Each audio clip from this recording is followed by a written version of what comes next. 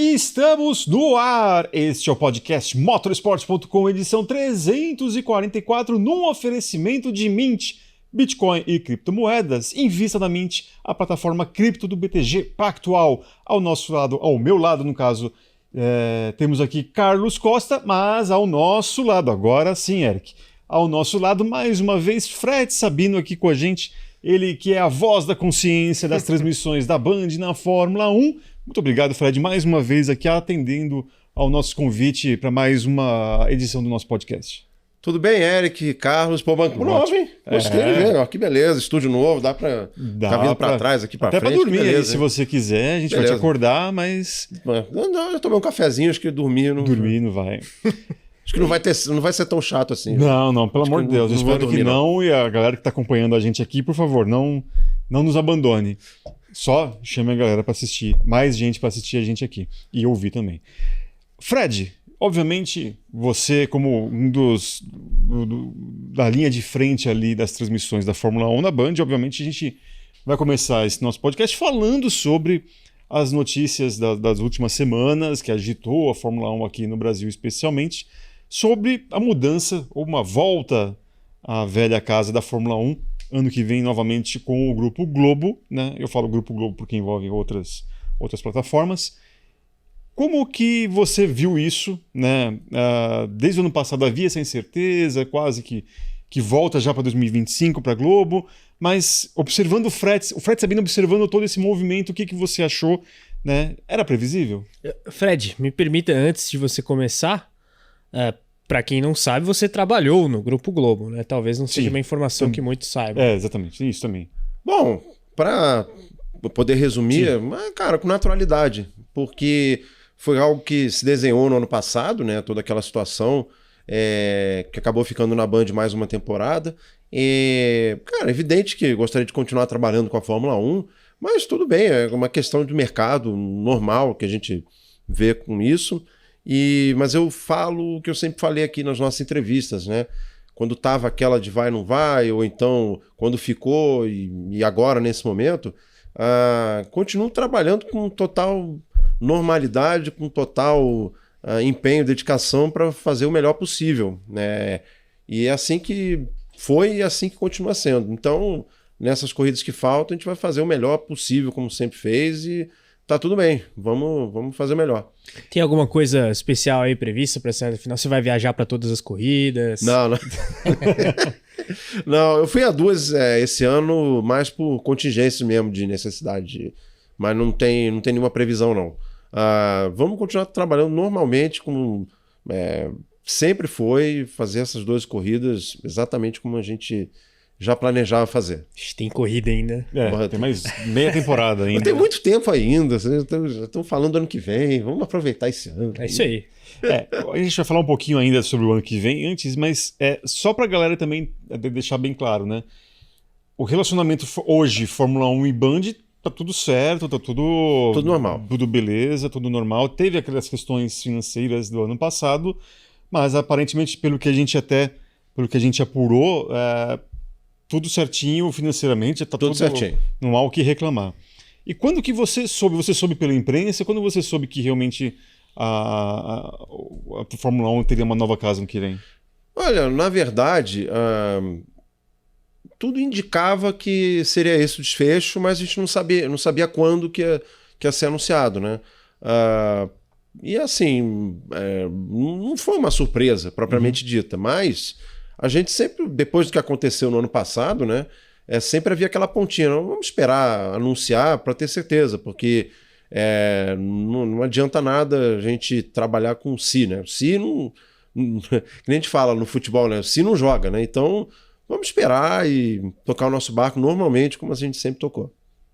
E nas redes sociais a gente viu que foi um apoio maciço, né, Carlão? Assim, a galera toda, né, falando, né, obviamente em detrimento de também xingarem toda a questão da Globo e tal, mas ao passo que as pessoas começaram a curtir bem o modo que a Band tratou a Fórmula 1 nesses anos. Fórmula 1, Fórmula 2, Fórmula 3, 2, né, Fórmula 3, pacote exatamente. todo. Olha, assim, evidentemente não vou fazer comparações aqui entre uma emissora e outra. Trabalhei nas duas, uma continuo, né, normalmente, mas assim, a gente fez o melhor possível dentro do que a gente tinha de disponibilidade de espaço, de orçamento e tudo mais. A gente fez tudo que a gente podia fazer, a gente fez. Então, a gente teve o reconhecimento do público. É evidente que tem críticas, não vou dizer que a gente acertou 100%, mas também acho que a gente acertou mais do que errou. E dentro dos erros que a gente pode ter cometido nesse caminho, a gente tentou sempre corrigir. O que eu falo é que, pelo menos assim, você gostar ou não gostar é do jogo, cada um tem seu gosto, não tem problema. Mas eu acredito que o feedback que a gente recebeu foi muito mais positivo do que negativo, inclusive nas ruas, quando a gente vai cobrir alguma coisa em Interlagos, até mesmo quando eu tive em Imola e em Montreal esse ano, nas corridas, tinha brasileiros lá nos 2 grandes prêmios e trataram a nossa equipe muito bem. Então, acho que pelo menos o nosso trabalho a gente fez. Não dá para agradar gregos e troianos e tá tudo bem. E com certeza no ano que vem o pessoal que está na Globo vai fazer um bom trabalho também. Todos os profissionais que estão envolvidos vão estar envolvidos na cobertura. Eu conheço de longa data, trabalhei com todos. É isso que eu ia falar, porque tem boa parte que, pelo menos ali que você que a gente sabe que vai tomar conta da transmissão, você já trabalhou também? Todos eu trabalhei, assim, todos são profissionais espetaculares, assim, tenho certeza de que eles vão fazer um trabalho excelente. E particularmente eu fiquei muito feliz também que a Júlia Guimarães vai fazer a sua estreia, uma repórter que eu conheço também muito bem lá na época que eu trabalhei no Sport TV, veio do projeto do Passaporte Sport TV, muito dedicada, muito competente, sem dúvida vai fazer esse trabalho muito bem, assim como o Paul Gui e o Correio já conheço há muito tempo, também a equipe de transmissão de narradores e comentaristas de alta qualidade, então vão ter a oportunidade de fazer um bom trabalho e o público pode ficar tranquilo nesse sentido. Queria só fazer uma pergunta para o Fred no sentido de mensurar para o nosso público o que chega de informação para os jornalistas que trabalham nessa cobertura, porque o público deve imaginar, o narrador sabe como é que estão as negociações, os comentaristas, mas na verdade isso é da alta cúpula da emissora e da própria Fórmula 1. Às vezes o assessor de imprensa da Fórmula 1 não sabe de algo que foi decidido. Então o que foi chegando para vocês nesse sentido ao longo desse período, Fred? Olha, a gente sabia que a Band estava com uma proposta para permanecer. A gente ouviu histórias da Record também, história de bastidores, assim, mas não oficialmente, né? E, obviamente, é evidente que pelo que aconteceu no ano passado, a gente sabia que a Globo era a principal candidata nisso, mas a gente não sabia valores nem nada. Isso veio pela imprensa mesmo. Mas assim... falava-se 8 milhões Globo, aliás, 10 Band e 12 Record, se eu não estou enganado. A Record, pelo que eu li recentemente, era 13, né? Mas assim, de qualquer forma, é tudo aquela conversa de corredor e tal. Até também Casa TV, claro que também poderia entrar na briga. E, olha, o que a gente sabia realmente era Globo e Record. Outros players a gente não sabia. Mas assim... A gente sempre focou no nosso trabalho. A gente não... Pelo menos foi uma coisa, vamos dizer, legal desse processo, é que a gente, nesse ano todo, a gente simplesmente trabalhou. Não ficamos preocupados com o futuro, etc., porque se a gente não entregar direito o presente, a gente não sabia se ia ficar ou não na Band, como é que vai ser o futuro se a gente não entregar bem o presente? Então a gente preocupou com o presente. Fizemos o que a gente tinha de melhor disposição para fazer. Olhando para trás agora, pegando esse período que você trabalha com a Fórmula 1 no Grupo Bandeirantes, em que momento você acha que foi o ponto alto ali? Que foi o momento que todo mundo estava felizão ali? Eu acho que também, não sei se eu vou sugestionar a sua resposta aqui, mas o primeiro ano da Fórmula 1 na Band foi absurdo de bom, assim, né? Pegou um campeonato, deu muita sorte em relação a isso. Olha, assim como o piloto de Fórmula 1, ele não carrega carro nas costas, então não adianta botar o Max Verstappen na Sauber ou na Alpine, ele não vai ganhar. Então, assim, da mesma forma, se não tiver um campeonato legal, Isso falando de futebol, falando de basquete, falando de tênis, por aí vai. Se o evento não for legal, se não tiver uma briga emocionante, isso também se reflete na audiência. E como aconteceu também com a própria Globo num dado momento. Então, 2021 foi aquela tempestade perfeita, o nosso primeiro ano, a gente fazendo um trabalho diferente do que vinha sendo feito pelo tempo também que a gente teve à disposição. E Hamilton e Verstappen fizeram aquele campeonato épico. Aí você tinha um Ocon ganhando uma corrida de Alpine, aí você tinha o Sérgio Pérez às vezes fazia um bonito, aí você tinha enfim, umas corridas com bandeira vermelha, com confusão, enfim, e os dois ali na briga sempre, entendeu? E o Daniel Ricciardo ganhando uma corrida de McLaren, sabe? Bizarro. Sabe? O Hamilton parando, o Verstappen parando em cima do Hamilton em Monza. Então teve um monte de elementos assim. E a gente precisa ver que em 2022, 2023 não teve isso. 22 até que começou bom, né? Mas logo, quando a Red Bull se acertou, aí foi embora. Então não dá pra fazer milagre também. Se o evento também tá chato, o Verstappen ganha com 30 segundos de vantagem, não adianta também. Houve uma melhora no ano passado e esse ano tava uma audiência bem ok, assim. Também tem a estreia do Bortoleto, também influencia, enfim. Mas, assim... Eu respondendo a tua pergunta, realmente foi 2021 pelo nosso primeiro ano, né? Porque a gente e pela excelência que foi aquele campeonato, né? E obviamente Interlagos foi o ponto alto, né? Inclusive a gente liderou a audiência, inclusive Interlagos. A gente naquela temporada em 3 momentos a gente chegou a liderar a audiência em São Paulo, né? Em outras praças o Band liderou várias vezes em diversos momentos, mas é que São Paulo conta mais pela questão do mercado publicitário, enfim. Mas foi, acho que um ciclo muito legal, assim, para todos nós. Foi bem legal. 2023 foi o pior momento em decorrência do pior campeonato, você diria? Se é que dá para usar essa adjetivação, e assim, e pior campeonato coloca pra galera pra não achar que você é contra pior o Verstappen. Pior campeonato, mas pô, o cara venceu... Não é mérito dele, sim, cara. sim. Pô, o Verstappen é um gênio. Mas todos gostamos de competitividade e briga por vitória. Sim. Mesmo que o Verstappen ganhe. Ele não tem culpa de nada disso, apesar de ter tido toda a culpa, né? Pela categoria dele. Culpa do bem. Culpa do bem, mas enfim. Cara, não vou dizer que tem ponto baixo, porque a gente sempre trabalhou da melhor forma, fazendo o melhor possível. Enfim.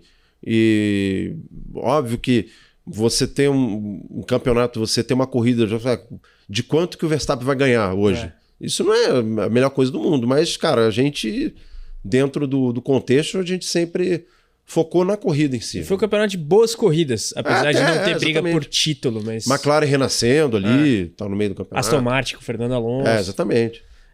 Agora, vocês citaram aí um personagem que acho que talvez tenha algum peso nesse debate todo, que é o Gabriel Bortoleto, né? É bom a gente colocar aqui em contexto, quando houve ali em 2024 as conversas com relação ao que seria a transmissão da Fórmula 1 no Brasil em 25, o Bortoleto ainda não estava confirmado no grid, mas isso certamente é algo positivo para quem quer que esteja ali com os direitos de transmissão, né? Você ter um piloto do Brasil.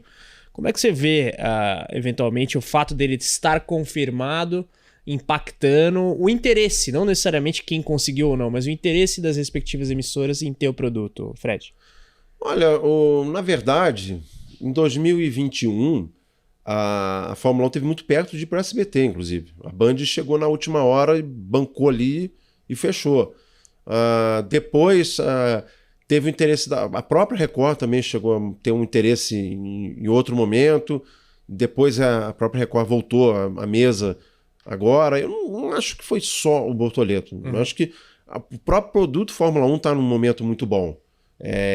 E assim, pelo tudo que se viu de engajamento em rede social, Drive to Survive, por aí, o filme da Fórmula 1 agora, é muito legal ter a Fórmula 1. Então, eu não acredito que é um fator, mas uma soma de fatores. Mas uma coisa é fato, o Grupo Band viu o nascimento de Felipe Drogovic e de Gabriel Bortoleto e isso não dá para tirar de vocês. Isso é legal, a gente conseguiu até dar um espaço em TV aberta para Fórmula 3 e Fórmula 2 também, e foi bacana. Como eu falei, cara, eu acho que a gente, todo mundo da equipe, é muito grato por esse ciclo. Então não terminou, vamos fazer o nosso melhor aí 12 etapas que faltam. Mas vale até a recapitulação, né? Foi o Drogovic campeão da Fórmula 2 2022. É isso. Bortoleto Fórmula 3 2023 e Fórmula 2 2024. Então, desse período todo, tivemos 3 títulos de categoria de juniores e o Bortoleto chegando no grid. Acho que...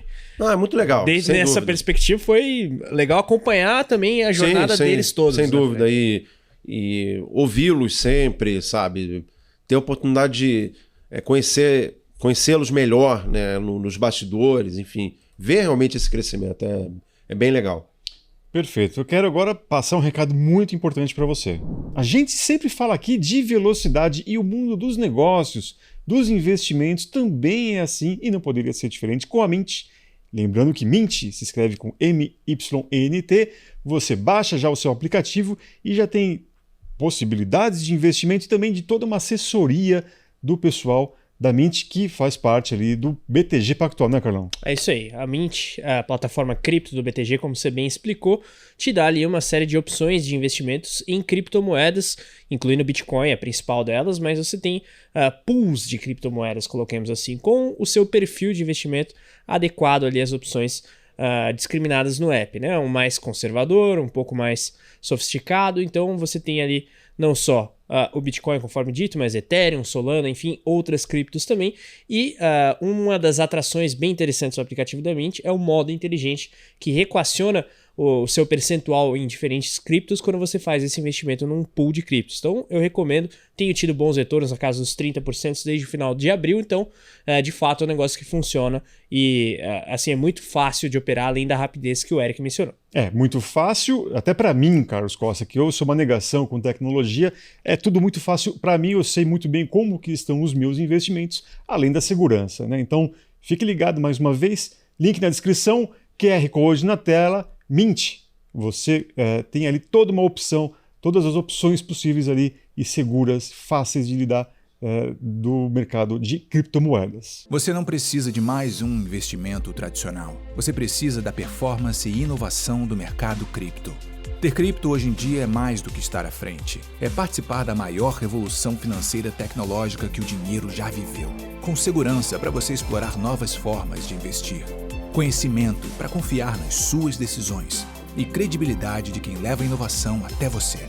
Mint, a plataforma cripto do BTG Pactual. E é isso aí. O Fred, agora mudando de assunto, tem aí, como a gente falou, temos aí mais meio campeonato pela frente e até lá, quem sabe, uma resolução do que vai acontecer com Max Verstappen. Fica na Red Bull para 2026, você acha que sai?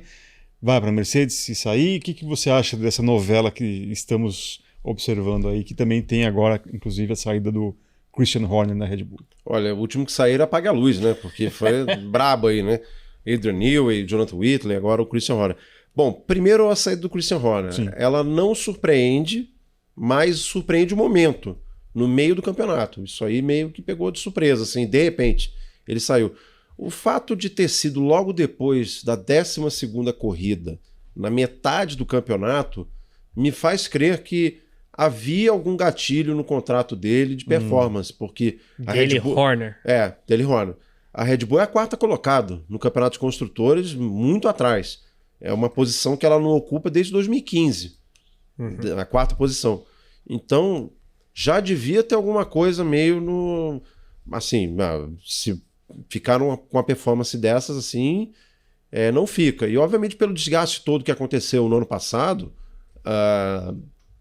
ficou muito evidente que estavam esperando o momento certo. A gente sabe da briga política depois da morte do Dietrich Mateschitz, né? Então não surpreende a saída dele. O momento é que pegou a gente de surpresa, mas pensando bem, na metade do campeonato e com a pouca pontuação que a Red Bull tem, passa a fazer sentido também. E o Max, olha, eu tô achando que ele... Assim, não é à toa que o seu Toto Wolff disse que está negociando com ele. Não foi à toa, não vai dizer isso... De graça. De graça, né? Então, alguma coisa está rolando. E eu acredito que seja a possibilidade, até porque a gente sabe que o regulamento muda no ano que vem. A Red Bull está com a Ford no desenvolvimento da nova unidade de potência. A gente não tem informação oficial, mas o que circula é que o desenvolvimento não está dos melhores, né? Por outro lado, a Mercedes, sim, estaria com, por enquanto, a melhor unidade de potência aí dessa nova era. Lembrando que ainda vai entrar a Cadillac no ano que vem, tem a Audi, por aí vai. Quem está, teoricamente, largando à frente nesse desenvolvimento é a Mercedes. Então, se a gente lembrar do campeonato de 2014, que foi o primeiro da era híbrida, e a Mercedes sobrou, o Max deve estar pensando nisso também. Então, eu diria que é bem possível ele fazer esse movimento. É possível ou é provável? Boa pergunta. Mas assim, é que a gente já viu tanto plot twist, né? Como eu falei. Então, eu prefiro ainda dizer bem possível, mas ali perto do provável. Tá transferindo ali, tá pulando o mundo do provável. Tá uma ampulheta carregando ali, sabe? Como é que é? 50,9%. Não, já tá. Acho que já tá mais do que isso, vai. Eu acho que ele vai, tá? Eu acho que ele vai. Porque é muito estranho, né? A própria renovação do Russell, que faz uma temporada muito boa, não sai. O Kimi Antonelli não vejo. Pra mim é loucura. Primeiro, a loucura dupla Verstappen e Russell na Mercedes, sendo que o Toto Wolff estaria capitaneando isso, que poderia reviver aí 2016 feelings. 16, 15, 14. Mas 16 foi estopim, foi a explosão, no caso. E sem o Nick Lauda para administrar internamente, né? Porque ele teria que matar tudo no peito. Exatamente. Então aí, sei lá, acho que ele teria que ter um estofo ali maior, né? Então, e aí até agora não se renova com o Russell. Você acha que vai ser uma... Surgiu aí nas últimas semanas o papo de Antonelli na Alpine e a dupla Russell e Verstappen. A Alpine, pra quem não sabe, vai ter motor Mercedes ano que vem. Você acha que ele faria essa manobra aí? Não sei. Eu acho que é plausível, tá? Qual era uma das possibilidades, se a gente parar pra pensar, teoricamente faz e não faz sentido, porque trabalharam o Antonelli para subir logo para a Fórmula 1 pela Mercedes e ele... obviamente está pagando o preço do noviciado. A Mercedes não tem um carro campeão, mas tem um bom carro. Uhum. E o Antonelli ainda está um pouco irregular. Aí você tem o Russell que está entregando, mas ao mesmo tempo tem a oportunidade de ter um Verstappen. Qualquer coisa faria sentido nessas trocas todas, mas para pensar, o Antonelli e o Russell tirá-los agora também não faz muito sentido. Porque o Antonelli foi trabalhado para isso, sabendo que... Tanto quando o Antonelli foi anunciado, tudo que foi falado foi assim, não, ele vai ter uma temporada de aprendizado antes do novo regulamento, blá, blá, blá. E o Russell, não, agora ele vai liderar a equipe. Dentro do contexto, o Russell está liderando a equipe. Ele ganhou o Grande Prêmio do Canadá, quando teve um carro bom, teve uma boa pilotagem e tudo mais. Mas assim, ao mesmo tempo, você ter o Verstappen para trazer para sua equipe, lógico que faz sentido. Né? Enfim, tá bem intrincado esse xadrez aí. Eu acho loucura... Na boa, eu acho loucura ter Russell e Verstappen sob o mesmo teto. Por quê? São tão amiguinhos? Você vê, né? Tá prometendo... Foi dia do amigo, domingo passado, né? Pois é, né? Um falando que ia colocar a cara do outro no muro. É a dupla mais forte. É o que o Fred falou. Quem lidera a Mercedes hoje é o Russell. O Antonelli tá pagando o preço no viciado, sim, mas se você tiver que escolher dois pilotos em termos de talento hoje, é Verstappen e Russell, não é Russell e Antonelli. Foi uma cena até meio patética que a gente viu em Montreal. O Russell e o Verstappen saíram da torre juntos, sozinhos, um do lado do outro. Tudo bem, tá bom. E um cinegrafista deve ter um TV em cima deles. A gente olhando assim, pô, que cena patética, assim, sabe? E logo depois essa imagem foi divulgada pela própria Fórmula 1, sabe? Um tá querendo esganar o outro, foram na torre, um acusando o outro. Aí vamos passear pelo paddock juntinhos, assim, sabe? Uma cena meio... Na hora a gente percebeu assim, pô... Quer enganar quem, né? Naquele momento um tentando cavar suspensão pro outro e o outro querendo ganhar a corrida no recurso. Mas, então... É que, assim, a partir do momento que há algum tipo de alinhamento interno, eu acho que é possível. O problema é que eu não vejo o Verstappen tendo essa personalidade, assim, um pouco mais diplomática. O Russell eu acho que teria, talvez. Embora seja bem ardiloso no bastidor também. Mas quando que o Max, depois de virar o Max, teve um companheiro desse calibre? Nunca. Pérez durante todo esse período e agora esse rodízio aí. Mas vale a pena ter um cara que vai peitar o Max Verstappen no próprio time? Você pode conseguir os mesmos objetivos sendo Eu acho uma que escada assim, ali. a Mercedes, apesar de ter indicação de ter o melhor motor, eu sempre faço essa ponderação até como talvez um argumento para o Verstappen esperar um pouco mais. Não é porque vai ter o melhor motor que vai ser a equipe campeã. O que a gente tem ouvido muito nas trocas de informação que a gente tem, nas conversas e análises, é que o campeonato, principalmente do ano que vem, vai ser um campeonato de unidade de potência. E traçando como paralelo ali 2014, realmente foi um carro de motores. Portanto que a Williams não tinha um grande chassi e o Felipe Massa quase ganhou em Abu Dhabi. Assim, chegou perto do Hamilton. Mas quem que vai ter unidade de potência da Mercedes? McLaren. Sim, mas é por isso mesmo. Mas vai ser... os carros Com da o mesmo Mercedes... motor vai ser o carro. Mas assim, tô falando... A Ferrari, por exemplo, já tá por fora. Já não tá tão em cima. Você vê, a Aston Martin vai estar com a Honda, já não vai estar tão... Teoricamente não vai estar tão bem, mas tem o Adrian Newey.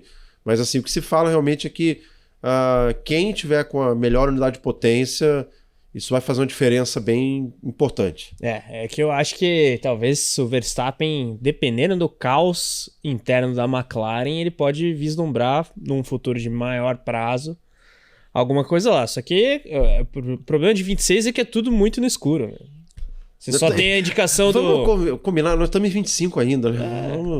Vamos aproveitar as 12 corridas que faltam. Agora, nessa perspectiva, o Antonelli na Alpine, que também é um pouco esquisito, né?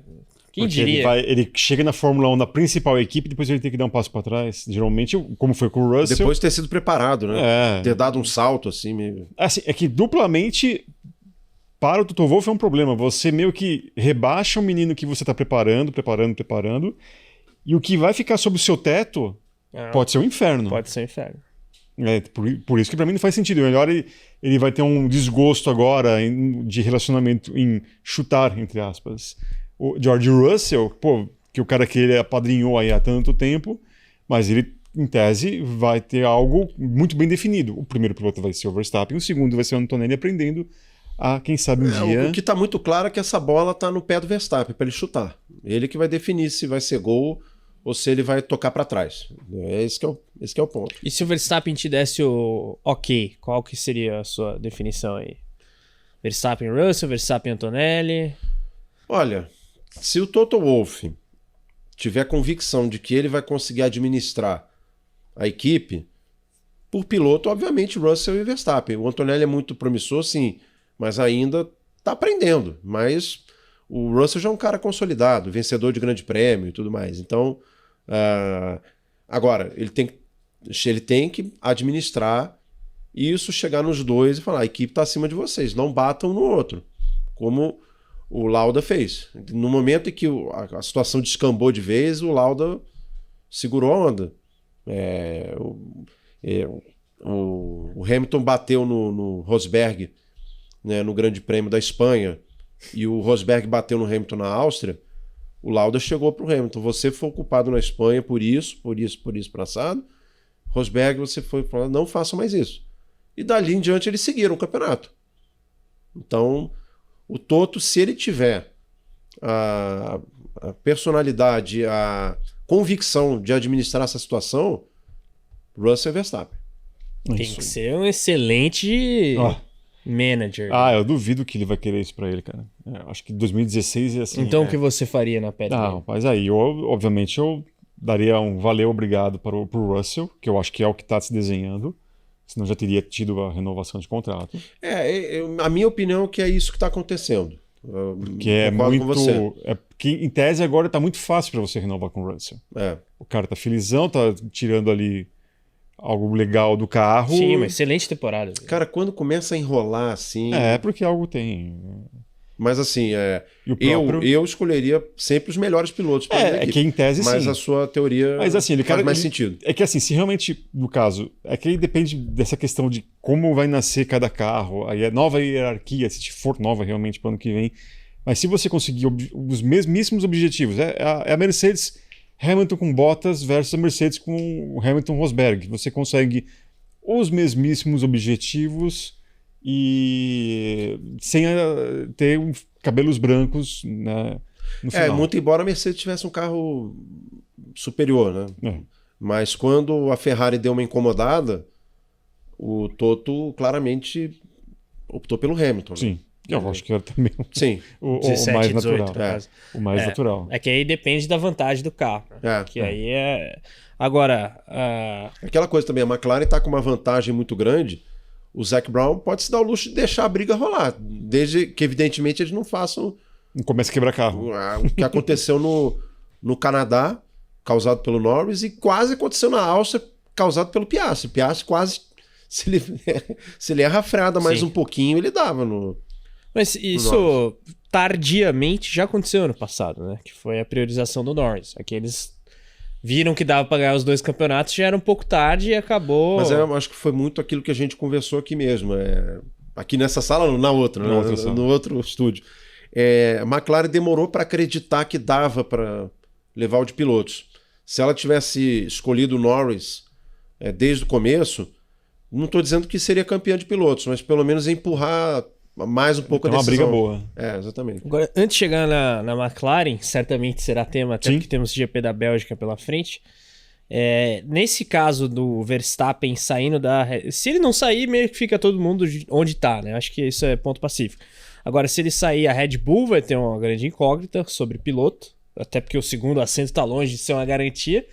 E o próprio Russell, o que ele faria da vida? Perguntas que nos levam a conjecturar, talvez, um George Russell na Red Bull. Como é que você vê essa reconfiguração, Fred? Cara, eu vejo que tem uma outra equipe que não está sendo muito comentada, mas que tem um projeto promissor, um futuro promissor, que se chama Aston Martin, porque ela vai ter as unidades da Honda, a gente não sabe como está o desenvolvimento da Honda, está com uma fábrica nova... cheirando a tinta, tem o Adrian Newey com vontade ainda de trabalhar, e tem uma dupla de pilotos, assim, que a gente tem que parar para pensar o seguinte, o Lance Stroll a gente nem precisa falar muita coisa, né? Ele não vai passar disso, não dá para... Enfim. Tá na frente até que esse ano esse ano tá fazendo até um honesto, vai, embora... enfim. Aquela cara de tipo, o que eu tô fazendo aqui? Sabe, enfim. E o Fernando Alonso deu uma boa reagida agora nas últimas corridas, tem pontuado regularmente, mas vai fazer 44 anos agora. A gente não sabe o que ele quer da vida também. Um piloto excepcional, mas também, obviamente, já passou do seu auge. Então, se o Lawrence Stroll realmente é um cara de negócios e quer que o negócio dele emplaque, ele já contratou o grande projetista, ele já foi atrás de uma montadora para ser a cliente top dele, que é a Honda. Status de equipe de fábrica nesse momento. Exatamente. Botou abaixo, reconstruiu a fábrica para ser a mais avançada de todas. Ora, tem que ir atrás dos melhores pilotos. Não, por enquanto, não está. Embora, repito, o Fernando Alonso seja indiscutivelmente um grande piloto, mas não está no auge. Mas se for para chutar 1 para 26, e aí? Qual é a decisão que o Lawrence... Então, vamos combinar que, assim, para chutar alguém tinha que ser o Lance Stroll, obviamente. Mas aí o pai vai chutar o filho? Complicado. Acho que talvez convencesse o Alonso, filho, obrigado, você é um gênio, mas a gente precisa pensar no futuro. 20% das ações. Tá, vem ser um dos chefes da equipe, enfim. Mas eu penso que a Aston Martin pode ser um fator aí nesse processo. Talvez até pro Russell. Aí a Aston Martin contrata o Russell, o Alonso vai pra Red Bull. Imagina. Nossa, ia ser muito engraçado. É o plot twist, né? Agora, a Red Bull tá também numa situação muito crítica, né? Porque se o Verstappen decide sair, vai ter que começar o que você falou, o último apaga a luz. Na verdade, a Red Bull tem 2 problemas. Carro e motor, só. E piloto. Porque a unidade de potência, o que se fala é que o desenvolvimento não é um dos melhores, assim, né? E o túnel de vento, isso é público, não é invenção nossa, ele é defasado em relação às demais equipes. E o novo túnel de vento só vai ficar pronto em 2027. Então, é um momento de encruzilhada da Red Bull aí. Pode ter que começar tudo do zero com pilotos também, e aí aquela coisa, quem que vai abraçar esse projeto do zero para tentar lá na frente? talvez até numa outra era de carros da Fórmula 1, a gente não sabe esse negócio, o papo do V8, do V10, aí sempre vem, né? Então... Isso aí eu acho que nunca vai, porque, cara, já tá tudo acordado entre as equipes que estão desenvolvendo, cara, não vão desenvolver um negócio para uma temporada, se for... 29. Talvez mais até.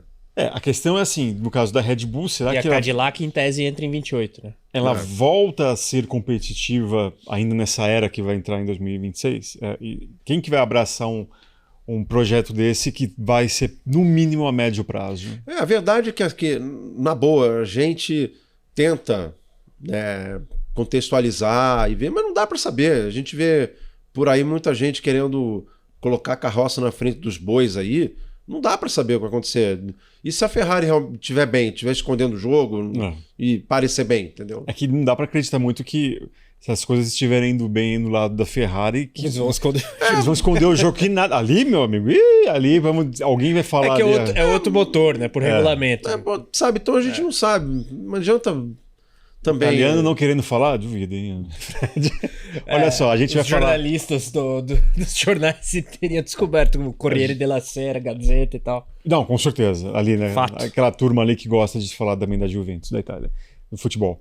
A gente vai falar daqui a pouquinho sobre McLaren. Eu vou colocar aqui também o Fred na contraparede, mas antes, né, você fique ligado sempre nas nossas dicas com a Mint, MYNT, invista na Mint. O QR Code está aqui na tela, caso você esteja nos assistindo, também é link na descrição.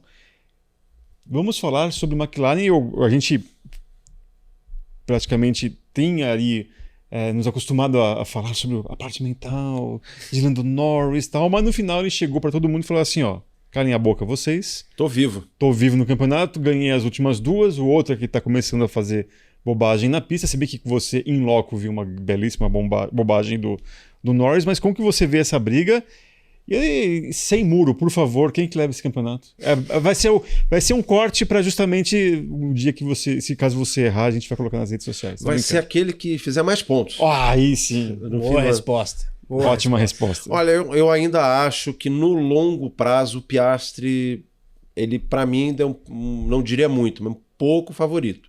Mas não dá para descartar o Norris como ele mostrou nos últimos 2 grandes prêmios. Então, se ele não tivesse feito a lambança do Canadá, ele já seria o líder. Né? Basicamente. Ele jogou 10 pontos fora. 10, né? Ele era o 5º colocado. Ele zerou ali, né? Zerou, ele jogou 10 pontos fora. Agora, eu acredito que nessa segunda metade, eu não vejo nenhum piloto abrindo demais do outro. Eu acho que vai ser equilibrado. Mas, pela primeira vez, a gente viu o Piastri vulnerável. Foi nesse grande prêmio da Inglaterra. Vamos ver como ele vai reagir. Mas eu acredito que ele vai controlar o campeonato daqui para frente, não abrir grande vantagem. Vai perder uma corrida aqui, vai ganhar outra lá. Eu acho que ele ainda assim é um pouco favorito. Mas se o Norris ganhar o campeonato, também não é nenhum absurdo. Não, com certeza, até porque nesse fim de semana agora temos mais um capítulo, né, dessa novela, né, desta temporada, né?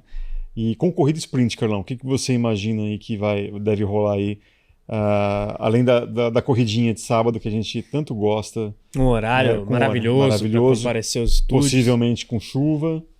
Então, a previsão de chuva acho que é algo a ser considerado, mas eu tento aqui prever o que pode ser uma corrida em condições normais de temperatura e pressão, porque até mesmo com chuva, a dupla da McLaren está numa situação de larga vantagem no campeonato que nos leva a focar no duelo interno dos dois. De fato, Norris, como o Fred bem disse, nas últimas 2 corridas, carregando um momentum aí, né, muito positivo, uma reação, aliás, que me surpreendeu positivamente, porque ele sai do Canadá destruído. Então, a cara dele no cercadinho de Montreal era inacreditável.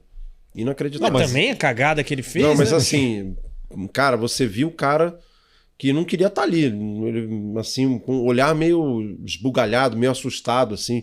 Isso é coisa que você consegue ver estando em loco, né? Cara, era impressionante, assim. E ele meio que dentro do cercadinho, para onde que eu tenho que falar agora? Meio até dentro do cercadinho. Desnorteado. Exatamente. Mas ele remontou nas últimas corridas, né? Mas, assim... porque a gente imaginava, além dele ter feito uma bobagem gigantesca, o momento ali daquelas corridas delas em casa parecia que ele ia afundar e ele acabou realmente dando uma resposta à altura, especialmente a corrida em casa, que a gente imaginava que ele poderia se dar muito mal por conta da pressão. Não, e depois uma classificação que não foi boa para ele. Também. Porque os dois que erraram na corrida foram o Piastri e Verstappen, que normalmente não erram. O Piastri errou isso no espaço de 5 segundos, né? O Piastri errou fazer aquele brake test ali, talvez não de propósito, né? Mas eu acho que ele errou o cálculo do que ele deveria frear no momento. Logo depois o Verstappen roda e sai da corrida, da disputa pela vitória. Então, o Piastri, o Norris, ele não errou quando mais se temia que ele errasse, que é naquela corrida tumultuada, troca de pneu, chuva, enfim. Agora, vamos mudar de assunto aqui, vamos olhar para nós mesmos, estou falando do Brasil. Gabriel Bortoleto, o que você está achando aí desse início dele? Conseguiu os pontos, mas aí também tivemos depois aí, né, o primeiro pódio do Nico Hülkenberg, mas olhando para a temporada do Bortoleto, o que você vem achando e o que você acha que pode ainda por vir, o que deve vir aí para essa segunda parte da temporada? Olha, o Gabriel está fazendo uma primeira temporada bastante correta. Mas ele bateu na Austrália, bateu na Inglaterra, rodou na China. Tá, mas ele é estreante, ele está aprendendo. Assim, ele, sem dúvida, foi o piloto que entrou na Fórmula 1 com menos quilometragem. Sim. Ele tinha feito um teste na Áustria com a McLaren e depois o pós-temporada de Abu Dhabi já com a Sauber.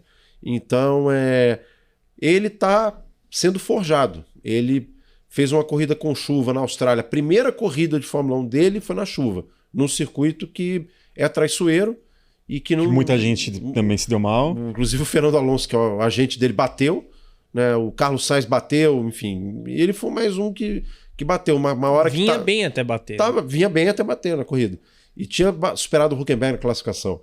Na China ele rodou na primeira volta e principalmente naquele momento do campeonato, a Sauber tinha um problema seríssimo de andar na turbulência, o carro sempre muito baixo, suspensão muito rígida para poder ter alguma performance e o carro totalmente desequilibrado na turbulência. O próprio Hülkenberg saiu da pista também naquela primeira volta em Xangai.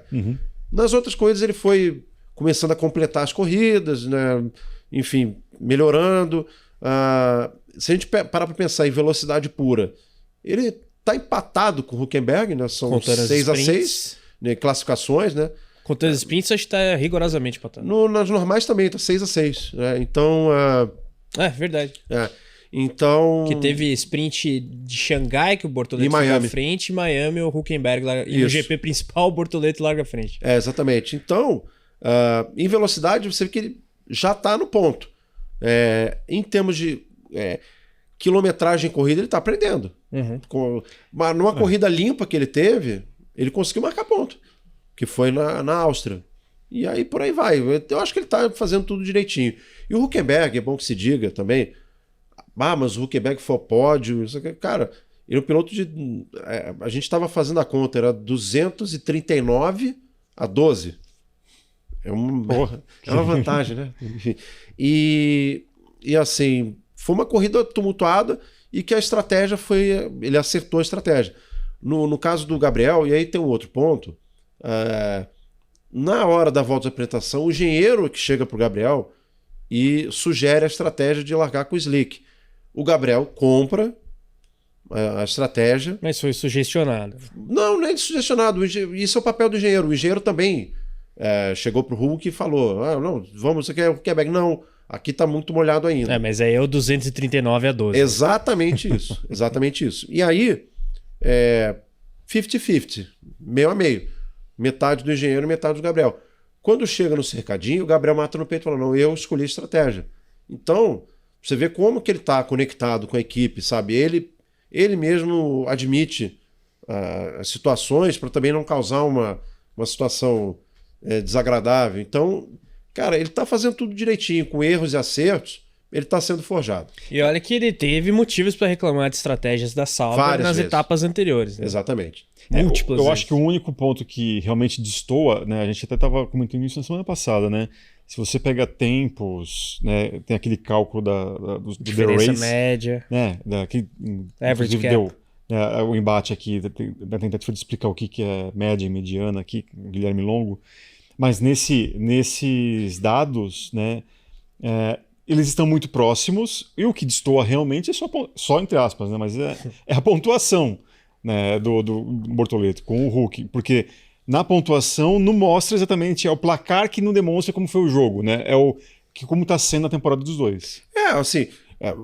Não vamos ser aqui pachequistas de dizer o Hülkenberg não está fazendo uma temporada melhor que o Gabriel. Não, ele está fazendo. Mas era esperado isso.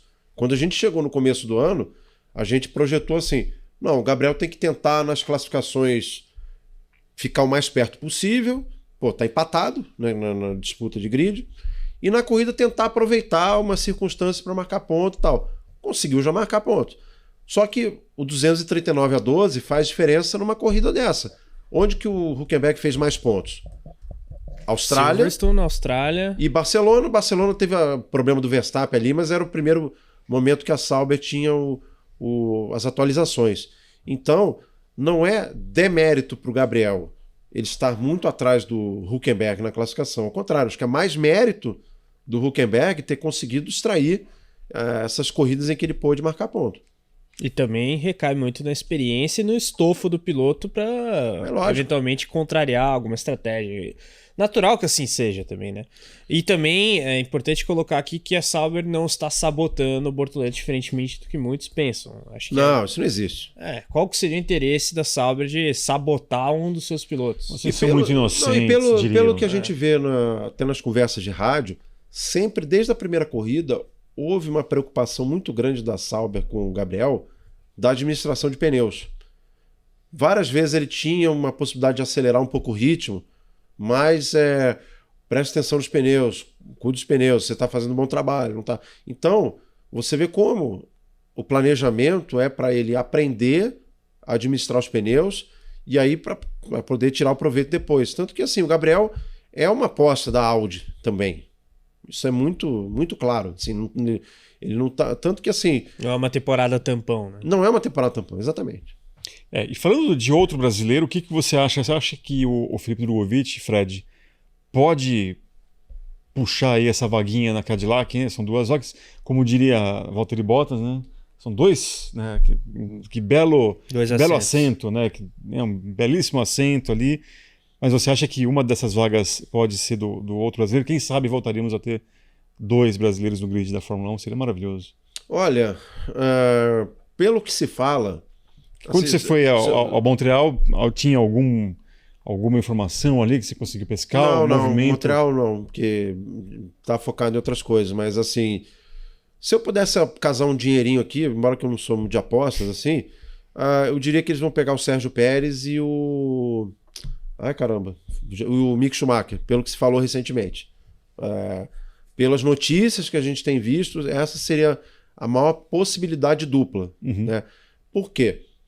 O Sérgio Pérez é experiente, estava no grid até recentemente. Né, Por que Pérez e não Bottas? Olha, o Pérez tem um aporte financeiro muito, muito grande, né, dos seus patrocinadores mexicanos. Né? Então, eu acredito que isso faria diferença. Contribui no pacote. Exatamente. E o Mick é um cara ainda jovem e tem uma certa experiência. Embora não tenha conseguido entregar muita coisa, pelo menos é experiente. Assim, já tem uma certa rodagem. Gostaria muito que o Drugovich tivesse essa oportunidade, mas pelos últimos movimentos, assim, e o fato dele ter se adaptado muito bem também à Fórmula E, tudo, tendo marcado ponto, inclusive, eu acredito, isso não é informação, isso é só um palpite, tá? Eu acredito que ele esteja mais... A bússola dele está mais apontada para falar um termo mais antigo, a bússola, não o GPS, né? Enfim, a bússola dele esteja mais apontada para a Fórmula E do que para a Fórmula 1 nesse momento. Pra galera que não entendeu, vai no Google depois para saber o que é bússola. Mas você mesmo denunciou a idade, né? O Mick Schumacher não entregou muito resultado. Por 2 temporadas? Mas ele... Se você tem um Pérez do outro lado da garagem... Não, mas eu diria que assim, o Pérez é o cara experiente da equipe. O fato é que a Cadillac não vai botar 2 novatos. Não. Ou 2 inexperientes. Ela vai botar um cara já rodado e a outra vaga um piloto jovem. É o que eu faria. Entendeu? Não faz muito sentido colocar o Valtteri Bottas agora com 36 anos e o Pérez também com 35 agora. Então, um experiente e um mais novo. Os 2 experientes, você acha que eles não podem optar, botar Pérez e Bottas no mesmo time? Eu acho Mas que só pode rolar. Só se eles fizessem o famoso tampão pro primeiro ano, só para. Mas aí Bottas vai querer ir para Cadillac para correr um ano? Também não sabe, né? Eu acho que os 2 topariam. Mas vale e o passar Pérez na mão com 2 voando. Com um contrato talvez um pouco mais amarrado, com vistas ao futuro, porque ele tem uma barganha que o Bottas não tem, que é um patrocínio absurdo. Acho que se o Bottas for, vai ser o tampão que você falou. Vai ser um ano e me vê. Mas, e assim, se ele for espetacularmente bem, lá, Hülkenberg, assim, na Sauber, talvez enorme. Aí pode-se pensar nisso. Não sei se seria o cara. Mas eu acho... A minha dupla seria Bottas e Drogovic, porque entre os 2 experientes eu acho o Bottas mais confiável e tem mais experiência de motorizações. Eu acho que o Bottas é um cara... ele entregou tudo que pôde, assim. Ganhou corridas, assim, foi companheiro do Hamilton no auge, assim. Ensaiou disputar título com ele, embora não tenha disputado. Mas enfim, na Williams ele foi muito bem, consolidou ali a ascensão dele. Não sei se daria para dizer que é um cara subestimado, assim, mas é um bom piloto. É curioso que os 2 correram com os motores, o Pérez talvez até mais, né? Honda, Mercedes, Ferrari, na Force India, ou na Sauber, eu acho que ele correu de motor Ferrari. Correu. O Bottas quase de Mercedes. Corrida, inclusive, né? É verdade. Malásia. O Bottas de Mercedes e de Ferrari. Que aí tem, né? Eu acho que em favor do Bottas a experiência de unidade de potência da Ferrari, que vai ser o motor é do zero, né? O motor é novo, totalmente novo. Esse é um aspecto pertinente. Por mais que seja a mesma fabricante, é outro tipo de motor. Né? Mas assim, os 2 teriam condições de serem pilotos da Cadillac, sem dúvida. Mas eu acho que vai acabar pendendo pro lado do Pérez por causa da grana. Vamos ver. Essa novela, eu espero que eles acabem com ela o quanto antes, né? Porque a gente aqui, Fred, que a cada programa que a gente fala dessa dupla da Cadillac, aqui só vai ter um dia que a gente vai protagonizar uma briga ao vivo aqui, porque aqui o pessoal tem as convicções aqui, né? E sempre sai polêmica.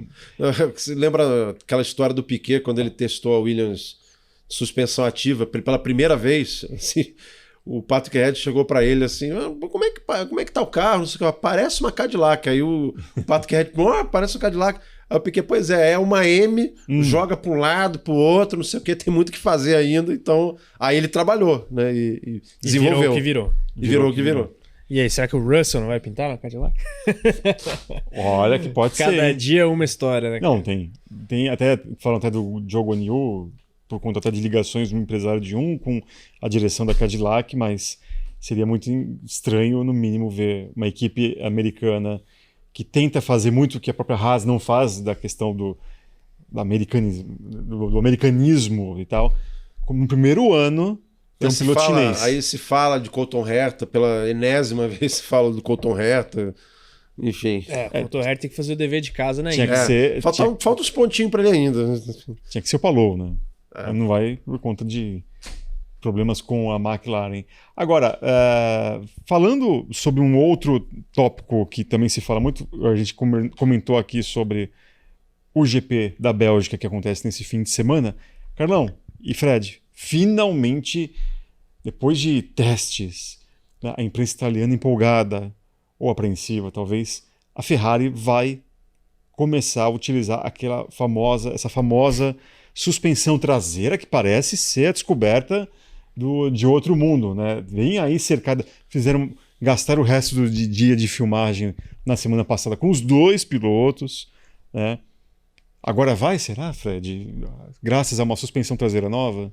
A gente tem que ver primeiro que Spa-Francorchamps, o grande prêmio da Bélgica, talvez não seja o melhor para a gente ter uma certeza, porque chove.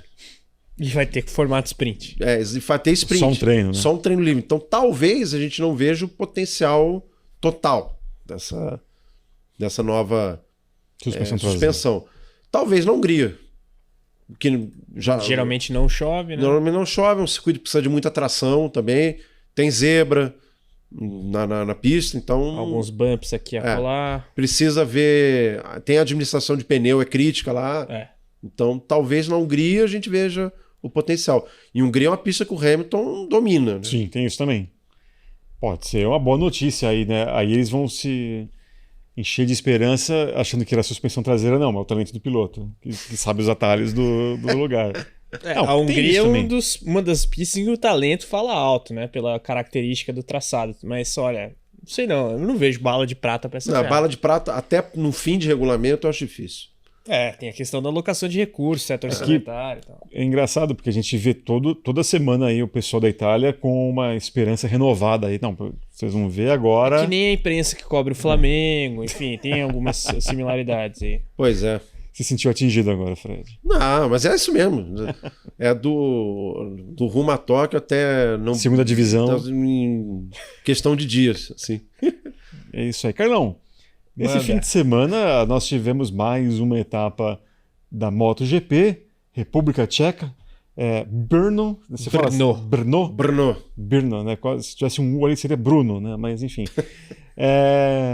Tivemos mais uma vitória, ou mais duas vitórias de Marc Marquez. Como é que vocês repercutiram esse fim de semana mágico, mais um deles lá no Podcast? É isso aí, nosso Podcast, semanalmente em parceria com a Yamaha Racing Brasil aqui na Motorsport TV Brasil no YouTube, nos agregadores de áudio. Como você bem disse, duas vitórias do Marc Marquez neste fim de semana. Para quem não sabe, a MotoGP tem corrida sprint em todos os GPs para dor, literalmente, dos pilotos da classe rainha. Literalmente dor, né?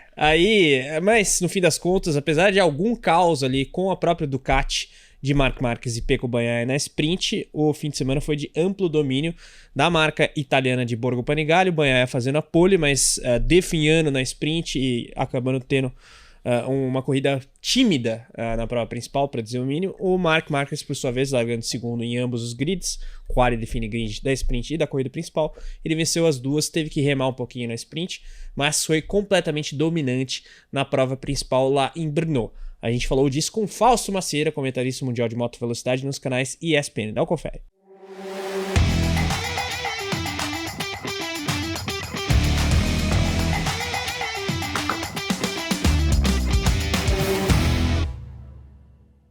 A situação tanto pelo desempenho quanto pelas circunstâncias, muito desfavorável ao Pecco Bagnaia, mas o Marquez não tem nada a ver com isso, né? O Marquez está sobrando, de 12 sprints, ele ganhou 11, na corrida principal ele ganhou a 8ª, 8 de 12 GPs ele ganhou, ele deu de capote na soma dos adversários. Então, assim, a dúvida agora é quando que ele vai fechar esse título? Porque vai fechar. E ele falou, depois da corrida, assim, qual o seu maior medo? Quando eu entrevistei ele algumas vezes, mas qual é o seu maior medo? Aí ele falou assim, meu medo é o mar. Eu não gosto do mar, eu não gosto de entrar em água que não dá pé para mim. Água para não dar pé para ele é fácil, né? É baixinho, né? Mas agora mudou o medo. Assim, qual é o seu maior medo? Me machucar.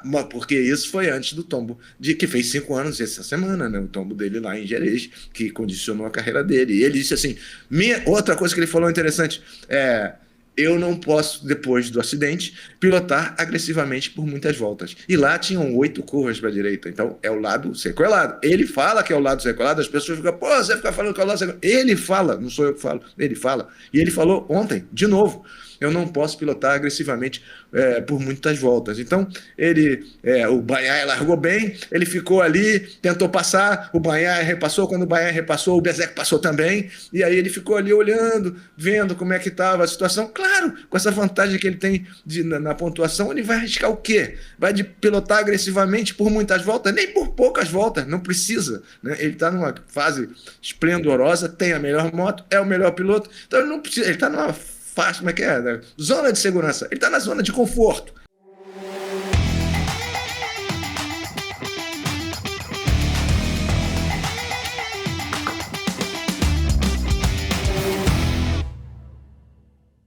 É isso aí, grande Fausto Macieira. É isso aí, o botafoguense Fausto Queridíssimo. Macieira. Queridíssimo. Trabalhei com ele um tempo. Um cara muito Tinha muita bacana. provocação ou nem se aplicava, né? Não, nem. Mas é um cara muito legal. Sumiço do Somália, coisas assim. Outros tempos do Botafogo. Mas... Carlos puxa aqui do baú algumas... Vim desejar tudo de ruim. Lembra do João Santana? Fala do Somália voltar, lembra? Maravilhoso. Acho que os botafoguenses estão mais contentes do que naquela época. Tem essa leve impressão. Meu avô era conselheiro do Botafogo, sabia? Amigo do João Saldanha. Uau. É. Não, impressionante. Já estamos começando outro podcast. Daqui a pouco, tudo sobre o núcleo futebolístico do Rio de Janeiro. Antes disso, eu quero agradecer mais uma vez aqui, Fred. Você é da casa, não preciso nem falar, né? Que você pode vir aqui quando quiser. Já decorei o caminho. Já decorou o caminho. Mas agora decorou também a nova sala, né? No outro prédio. No outro prédio. Isso é muito obrigado. Mais uma vez, muito obrigado aqui com a gente. Valeu. Vamos 12 corridas aí. Vamos aproveitar. É isso então, aí. O Fred já deixou aqui implícito que após essas 12 corridas ele volta aqui no podcast. Exatamente. A gente vai chamar. Ou até antes de terminar as 12 corridas. É isso aí. Muito obrigado ao Carlos Costa, muito obrigado a você e mais uma vez um lembrete, você já vê aí na sua tela um QR Code, é o QR Code da Mint e você pode baixá-lo gratuitamente na sua loja de aplicativos e também a dica que a gente sempre fala aqui, invista na Mint, a plataforma cripto do BTG Pactual, tá legal? Um grande abraço a todos, até a próxima, tchau, tchau!